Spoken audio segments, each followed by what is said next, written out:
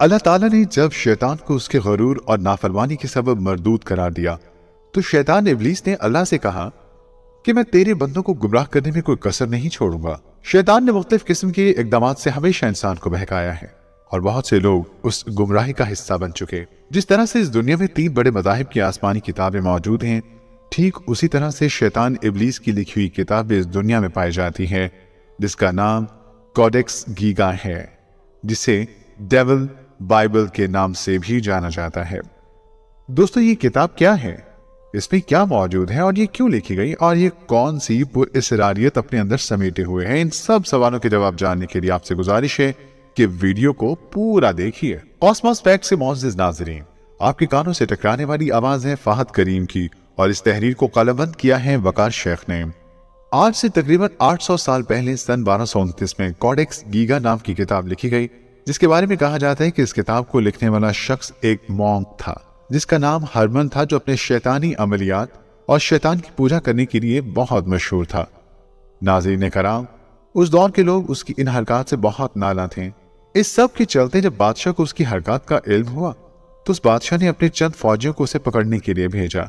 जब हरमन को बादशाह के सामने पेश किया गया तो बादशाह ने हरमन को सदा मौत देने का फरमान जारी कर दिया। हरमन ये बात सुनकर दंग हो गया और बादशाह को मुखातिब करके कहने लगा, बादशाह सलामत, अगर तुम मुझे एक रात का वक्त दे दो तो मैं तुम्हें एक ऐसी किताब लिख कर दूंगा जिसमें दुनिया के तमाम उलूम होंगे। वो दुनिया की ऐसी किताब होगी जिसको पढ़ने के बाद इंसान कुछ भी हासिल कर पाएगा।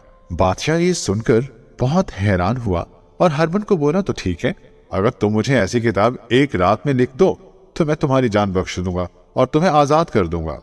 लिहाजा हरमन ने यह किताब लिखना शुरू की। कुछ वक्त गुजरने के बाद उसे एहसास हुआ कि सिर्फ एक रात में मैं इसको नहीं लिख सकता। चुनांचे उसने शैतान की पूजा शुरू की और शैतान के सामने गिड़गिड़ाने लगा। जब शैतान उसके सामने हाजिर हुआ तो शैतान ने उसे यह सौदा किया कि मैं तुम्हें यह किताब लिख दूंगा, बदले में तुम्हें अपनी सारी जिंदगी मेरे नाम करना होगी और सारी उम्र तुम मेरी इबादत करोगे। हरमन ने शैतान की उन शराइत को तस्लीम किया और इस तरह एक ही रात में यह किताब लिखी गई। नाज़रीन कराम, मैं आपको बताता चलूं कि यह किताब कोई मामूली किताब नहीं है, बल्कि इस किताब के सफ़े 160 गधों की खाल से बनाए गए हैं। हत्ता कि इस किताब पर लिखे जाने वाले अल्फाज की स्याही कीड़ों से बनाई गई है। इस किताब के कुल 320 सिफात हैं और इस किताब का वजन 74 किलो है। इसकी लंबाई 36 इंच, चौड़ाई 20 इंच और मोटाई 8.7 इंच है। अब बात करते हैं कि आखिर इस किताब में ऐसा क्या लिखा हुआ है जिस बिना पर इसको पुरस्कार कहा जाता है।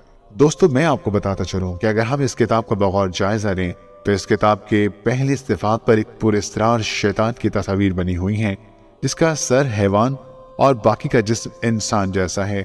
इसका कद 19 इंच है और ये किसी खौफनाक अंदाज में दोनों हाथों को बुलंद करके बैठा हुआ है, ठीक इसी तरह जैसे कोई शिकारी जानवर जब शिकार को झपटता है।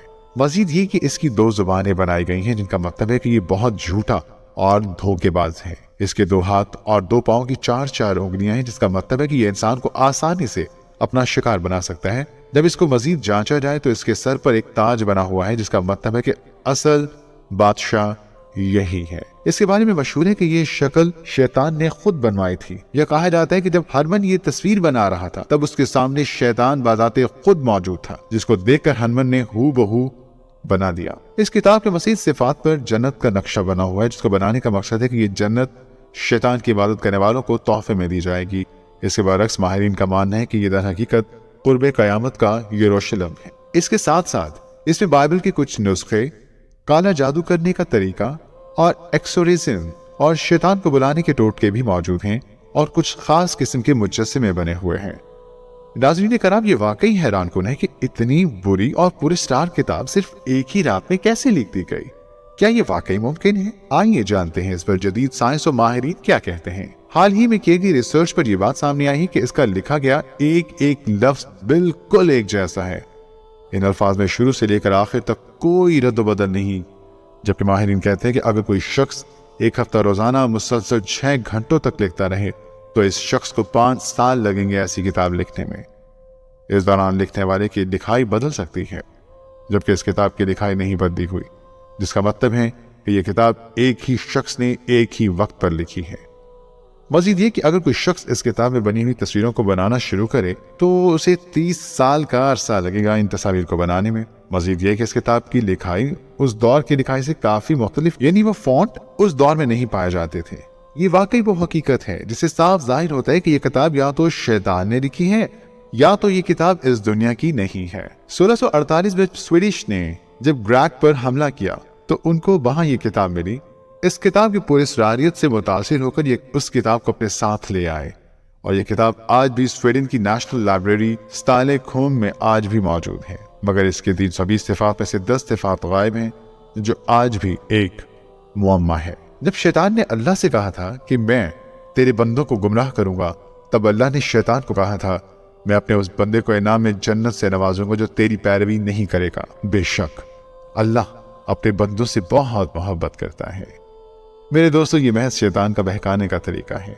हमें शैतान की पैरवी करके महज रुसवाई के कुछ नहीं मिलने वाला, जिसकी वजह से हम अपनी दुनिया और आखिरत दोनों ही तबाह कर लेंगे। अल्लाह पाक हम सबको इब्लीस मरदूद से पनाह में रखे और हमें अपने नेक रास्ते पर इस्तिकामत अता फरमाए। आपसे गुजारिश है, हम बहुत मेहनत से वीडियो बनाते हैं, आप हमारे चैनल को सब्सक्राइब जरूर कीजिए ताकि हमारी हौसला अफजाई हो सके। इसी के साथ ही आपसे फिर मुलाकात होगी, तब तक के लिए अल्लाह हाफिज।